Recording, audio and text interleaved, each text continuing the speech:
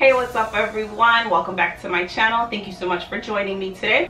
Today is Thursday, February 7th, and I'm so happy you guys are all here with me today. It is actually the first day of CHD Awareness Week, so this is the perfect day for me to share this video with you all. I do have to mention, if you are sensitive or squeamish to blood and different things you see in the hospital, you may not want to watch this video because I did include raw footage of Ethan pre-op and post-op. From his first open heart surgery after he was born. So if you are sensitive to those things, I'd ask that you don't watch this video. But while I was putting this video together, it was actually really hard to watch through some of the footage of Ethan right after his surgery. It's been a really long time since I've seen these videos. I usually don't go through our archives and different things like that to watch videos like this, but I did feel that it was important for me to share this simply because we are spreading awareness. We want to share our journey with you all. One thing that happened, I was watching another Heart Mom's recent video on YouTube, and she mentioned that she wasn't prepared for what she was going to see after her daughter had her first surgery. She had no clue of what to expect after her daughter had her Norwood procedure, which is the first procedure that's done when a child is born with HLHS. So I feel like with sharing this video, sharing this footage, maybe another heart family who has not yet gone through the first stage of surgery can, view this video and then get an idea of what they can expect after their child has their first open heart surgery. I want to talk a little bit about my pregnancy with Ethan. Before I found out that I was having a boy, and before I found out that I was going to have a child with CHD, I had a pretty normal pregnancy. I was sick as usual. We were super excited to be welcoming another child, and after we found out about his condition, everything completely changed. I found out about Ethan's condition at my 19th or 20-week anatomy scan.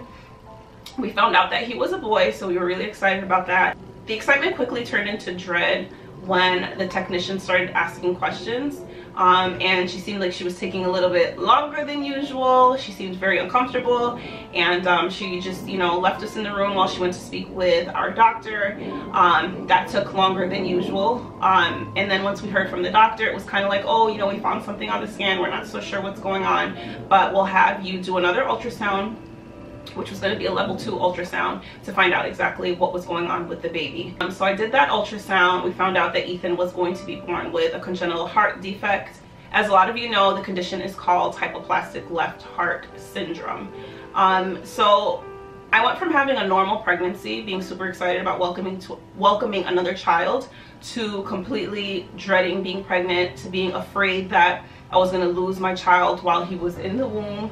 I was also afraid that I was going to lose my child right after he was born. Like other families will tell you, when you do have a child with HLHS, you are given 3 options. If you find out about the defect before the child is born, you are given 3 options. The first option is to terminate your pregnancy. The second option is to allow the surgeons to operate on your child with the 3-stage surgeries to repair and reconstruct the heart. And the third option is to just let your child pass away naturally after birth, because they will definitely not survive without intervention. So for a very long time, it was really hard for me to decide exactly what we wanted to do. I knew for sure I was not going to terminate, but I wasn't sure whether or not we were going to do the surgeries. I simply just couldn't live with the fact that I would have to see my child suffer. The doctors made it seem pretty scary what to expect, and just his life expectancy. Some of the possibilities that the doctors mentioned was mental retardation. They also said that he would struggle in school. Just different things that were very scary. So it took me a while to just come to terms with the fact that we were going to have this child, and I would definitely have to make a decision. So while being 5 months pregnant, I was already showing. Everyone can see that I was pregnant. People were congratulating me. People were rubbing my stomach, and everyone was just so excited for me, like, oh, you're having another baby, do you know what you're having? And I'm like, yes, we're having a boy. And of course, no one knew that we were having this child, that we didn't know whether or not he would survive. So it was really hard to kind of put on that front. We didn't tell anyone about Ethan's defect. The only people that knew were our close family members. Our immediate relatives did know that he was going to be born with a condition and that he was going to need surgery to survive. So while everyone's super excited about me having a baby and, like, you know, talking about baby showers, in the back of my mind I'm constantly thinking, you know, I may be planning a funeral and not a baby shower, or I may not be welcoming another baby into my family. We may lose this child. So it was really hard. My pregnancy was extremely stressful. It was hard to just be happy, to be excited. It was just like, from 5 months up until 9 months, I was just dreading the day that Ethan would be born. So it was really hard.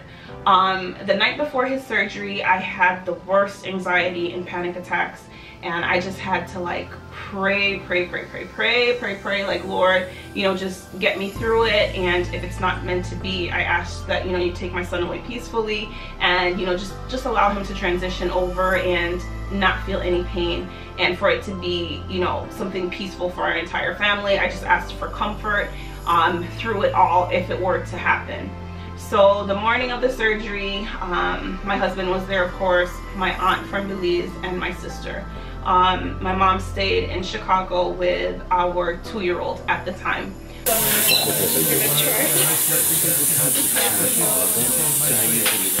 The morning of the surgery, I was super nervous about the surgery, not so much about meeting Ethan and him having this condition. I was just super freaked out about having a C-section. Well, right now they're to work with them.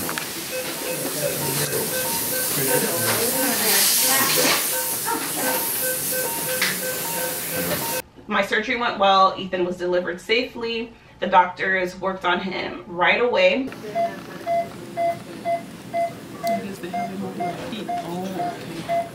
That's why he doesn't close. There's no blue ones on that. The blue one has the Because he was born with an intact atrial septum, he did need his Norwood procedure earlier than usual. Some kids can go at least a week before they need their first surgery. Ethan went a couple hours and required the first stage of surgery. So he was about 24 hours old when they performed the Norwood procedure. You have to be ready. You have to be ready to take him to the operating room initially, right? And then we gave him a little time to see how he did.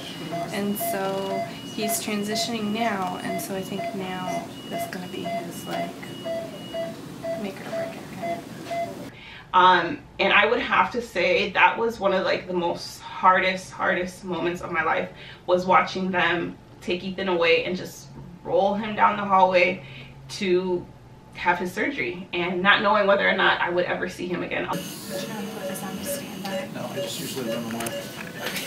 Let it be from my husband. That's right. There'll be a rest to take that. It'll come you back. Yeah. He's in God crazy. Is there one of those wheels locked on that side? Leave him to God. This one right here. Thank you. Okay. Unless we're gonna make black marks all the way, we should have marked those. Good. Which way are we going? Right. It's up to you. We're leaving. Okay, straight. Straight across. Straight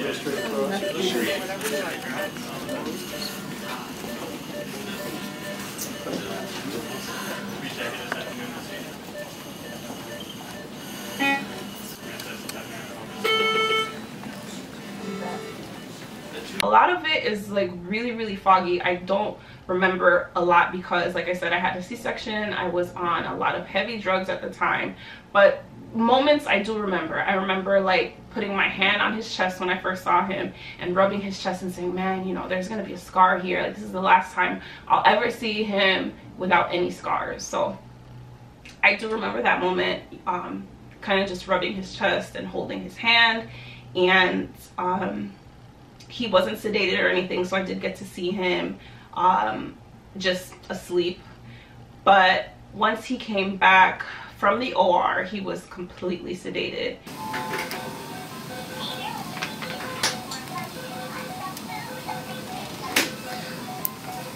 So I would say I heard him cry within the first 2 days. I heard him cry once when he first came out. That was the only time I ever heard his voice, and he kind of sounded like he was underwater. Like he just had a weak cry. And usually, you know, you hear a baby cry and they're like screaming and their lungs are just opening up. That wasn't the case with Ethan. He you could tell something was wrong. But after he came back from the OR, he was heavily sedated. He was intubated as well. He did have a breathing tube.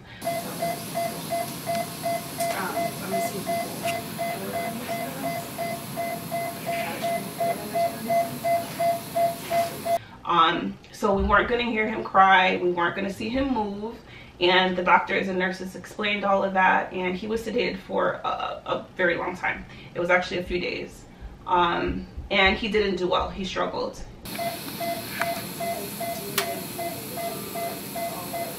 When he was first born, we actually almost lost him.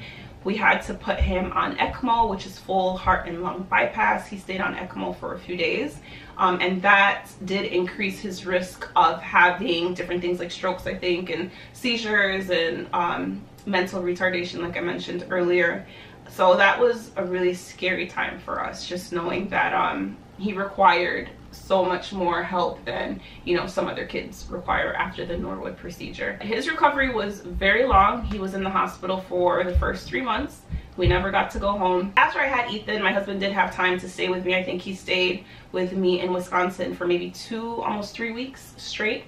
After that time, he did have to return back to work. So my sister and my mom would rotate in and out to come and help me in Wisconsin, because I did have a C-section and I couldn't, you know, take care of my 2-year-old and be at the hospital with Ethan by myself. Our 2-year-old Evan was back and forth from Chicago to Waukegan sometimes, to Wisconsin, and he, you know, took it all like a champ. Like we tried to give him the most normal life, but there's no such thing as normal after having a child with HLHS. Heavy. High five. So I definitely did want to kind of share a very brief beginning of Ethan's journey. The first, I want to say, week. It was pretty hard because we didn't know what was going to happen. We didn't know how long we would have with him. So it was really important to just be there. Even though we couldn't hear him cry, we couldn't hold him, we couldn't cuddle him, we would sit there, we would watch him, we would pray over him. I would talk to him, and I just remember just hoping and wishing that it would all be over sooner than later and we'd be able to go home. So that's pretty much just the beginning of our journey with Ethan and HLHS. So I hope that this is helpful for another family that may be experiencing the same thing we've experienced. If you have any questions or comments, please leave them down below. I'll be more than happy to go ahead and answer those questions for you. Though people don't always know what I'm going through, I try to be open, I try to be honest about things, but I just want to share. So if I ever say, oh my goodness, I feel depressed, or if I say, oh my goodness, I'm just struggling with life, a lot of times it's because of these experiences, and that's why I felt like it was important to open up and share different things like this with you guys. So anyways, that's it for today. I hope you enjoyed this video, and I'll see you in the next one.